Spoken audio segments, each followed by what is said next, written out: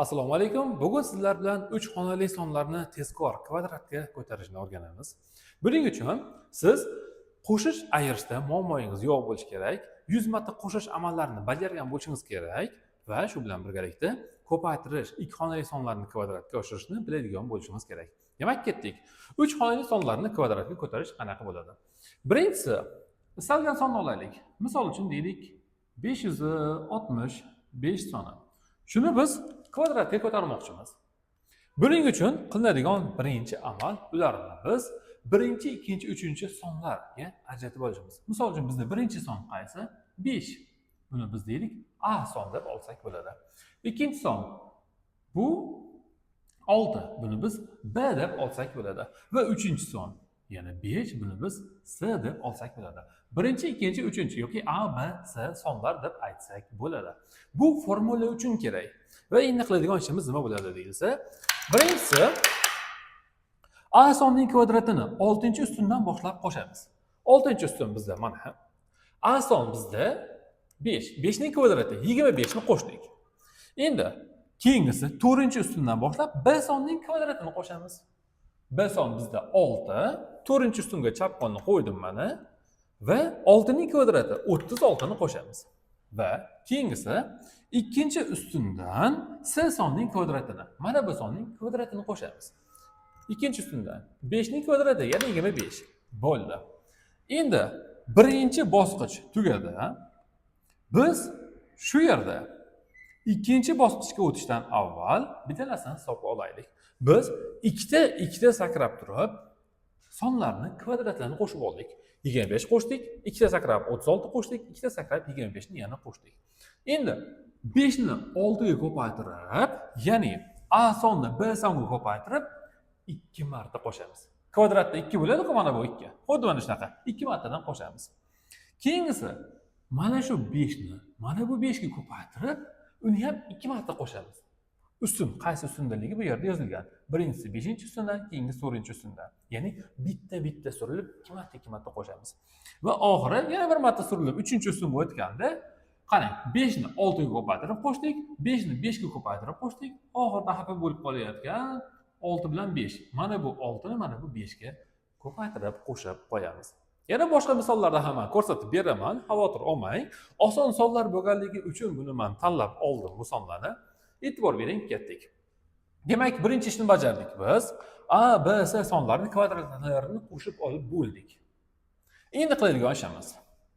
A ni B ga 5 ni 6 ga ko'paytirib, A ni B ga ko'paytirib 2 marta qo'shamiz. Qaysi ustundan? 5-ustundan. 4 5-ustun. A ni B ga, ya'ni 5 ni 6 ga ko'paytiramiz. 30. 30 ni yana bir marta qo'shishimiz kerak.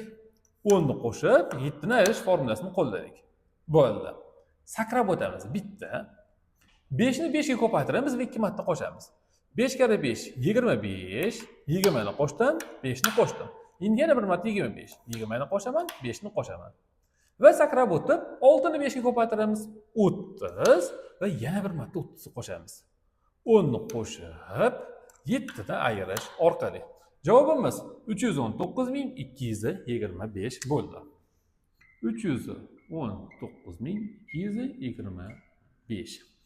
Endi xuddi shunga o'xshagan boshqa misollarni ham hisoblab ko'rsatib chiqay. Istalgan sonlarni hisoblasak bo'ladi bunda. Deylik, xohlagan sonlardan necha bo'lsin? 3 xonali son. Jonli dars bo'lsa, shu paytda sonlarni sizlardan so'radim. Endi o'zim yanda hisoblashga, aytishga majburman. Deylik, bu bo'lsin 785 yoki 6, 364 bo'lishi mumkin, yana 428 mana misol uchun deylik. Shu sonlarni kvadratini hisoblab ko'rsatib beray. Endi biroz tezlashtiraman. Tushunish qiyin bo'ladigan bo'lsa, biroz videoni sekinlashtirib, yana qaytadan ko'rishingiz mumkin. Keyingisi 364 ning kvadrati. Bu endi nisbatan osonroq. 6-ustun chap qo'l, o'ng qo'l 5-ustunda turibdi. 3 ning kvadrati 0, 9, ya'ni 9. 6 ning kvadrati yana 36, yana o'tdik. 4 ning kvadrati 16. Endi nima? Chap qo'l 5-ustunda va ketdik. Mana bu ishimiz. A ni B'ga ko'paytirib 2 marta qo'shish. 3 ni 6 ga ko'paytirib 2 marta qo'shish. 3 kere 6 18. 10 ni qo'shamiz, 8 ni qo'shamiz. Yana bir marta 10 ni qo'shib 8 ni qo'shamiz. Sakraydik. Xo'p, 3 ni endi 4 ga ko'paytiramiz, chunki avval 6 ga ko'paytirgandik. Qo'lim sakragani esdan chiqmasin. Ya'ni men chap qo'limni 4-ustunga hozir qo'yaman. Va A ni C ga 3 ni 4 ga ko'paytiraman. 3 kere 4 12.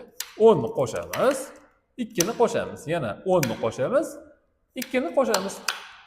Va nihoyat, chap qo'lni 3-ustunga qo'yib, B ni C ga ko'paytiraman. 6 ni 4 ga 24. 24 2 marta qo'shamiz 24. Javob 132.496. 132.496.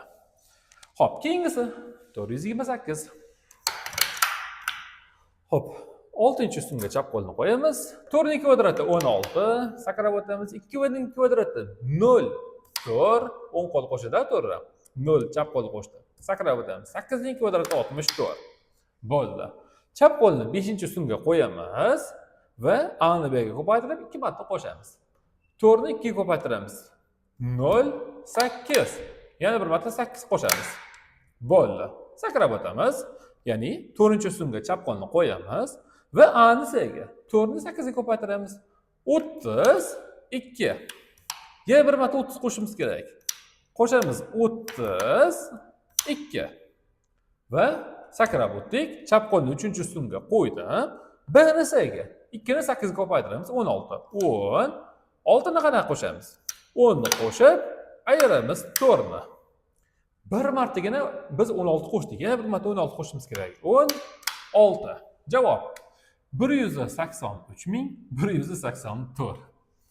184. Mana shunday. Agar sizga shu kabi mana shunaqangi qiyin misollarni hisoblash juda ham og'irlik qilayotgan bo'lsa, lekin hisoblashga majbur bo'lsangiz, men sizga tashlab bergan ssilkaga kirasiz, saytga. U sayt sizga misollarni qanday qilib hisoblashni video shaklida ko'rsatib beradi. Endi baribir bajarishga qiynalyapsizmi? Bundan avvalgi mashqlaringizni kuchaytirib oling. Ya'ni qo'shish ayirishni 100 marta bajarish, qaysi sonliligini aytganman, 10 dan 90 gacha, 1 dan 9 gacha. Va ayirishni ham faqat qo'shishni o'zin emas. Bundan tashqari ko'paytirish mashqlarini bilib oling. 2 marta qo'shish kerakligi esdan chiqmasin. Siz buni hattoki tasavvurni ko'paytirishni ham o'rganib olaysiz. Faqat tasavvurni o'zida kamida 1 yil siz 3 xonali sonlarni 3 xonali sonlarga qo'shishni 10 qatorligacha mashq qilib olishingiz kerak. Shundan keyin bemalol sizda bu narsa muammo bo'lmay qoladi. Yana shunga o'xshash turli xil muammolar bo'ladigan bo'lsa, siz hisoblashda qiynalayotgan bo'lsangiz yoki o'zingiz hisoblay olasiz, bolalarga o'rgata olmayotgan bo'lsangiz, bizga savol-javob guruhida murojaat qoldiring, sizga yana aloqaga chiqamiz. Barchaga omad, sog' salomat bo'ling. Siz bilan natijaga qadar birgamiz.